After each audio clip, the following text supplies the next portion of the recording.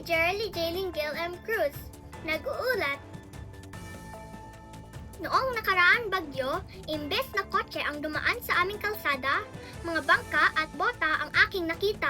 Nakakalungkot isipin na ganito ang nararasan nating mga Bulakenyo tuwing sasapit ang tag-ulan. Pero huwag kayong mag-alala dahil tatalakayin natin ngayon kung bakit ito nangyayari at ano ang ginagawa ng ating pamahalaan para tayo ay maging ligtas. Ano nga ba ang sanhi ng pagbaha sa ating lugar? Una, dahil sa mga basurang nakabara sa ating mga kanal at ilog, hindi makadaloy ng maayos ang tubig ulan. Ang bunga nito, maraming kabahayan at kalsada ang nalulubog sa baha. Kaya nahihirapan ang mga tao na pumasok sa trabaho at paaralan. Pangalawa, ang pagbubukas ng gate mula sa mga malalaking dam tulad ng Angat at Ipo Dam. Tuwing may bagyo ay nagpapataas din ng tubig sa ating mga komunidad.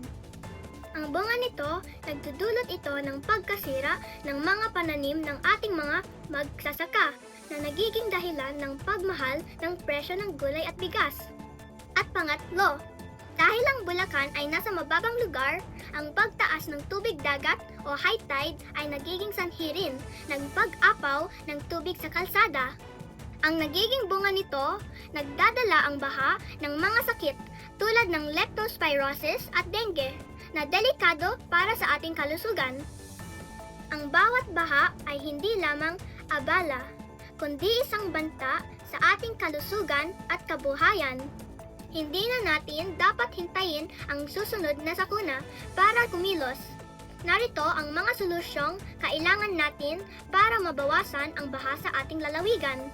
Una, disiplina sa pagtatapon ng basura. Huwag tayong magtatapon sa mga kanal at ilog para hindi bumara ang daloy ng tubig. Pangalawa, kailangan natin ng mas matitibay na flood control projects.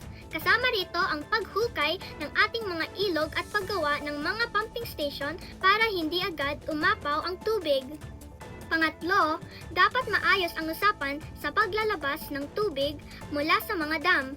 Kailangan maging maagap ang mga ahensya para hindi tayo mabigla sa pag-apang ng tubig. Ang simpleng pagtatapon ng basura sa tamang lugar at pagtulong sa ating komunidad ay malaking hakbang para maging ligtas ang Bulacan. Kaya natin to, basta't sama-sama tayong kikilos. Tandaan, disiplina plus koordinasyon equals ligtas na Bulacan. Muli, ako po si Jerly Jaylin Gil M. Cruz, nag-uulat para sa bayan.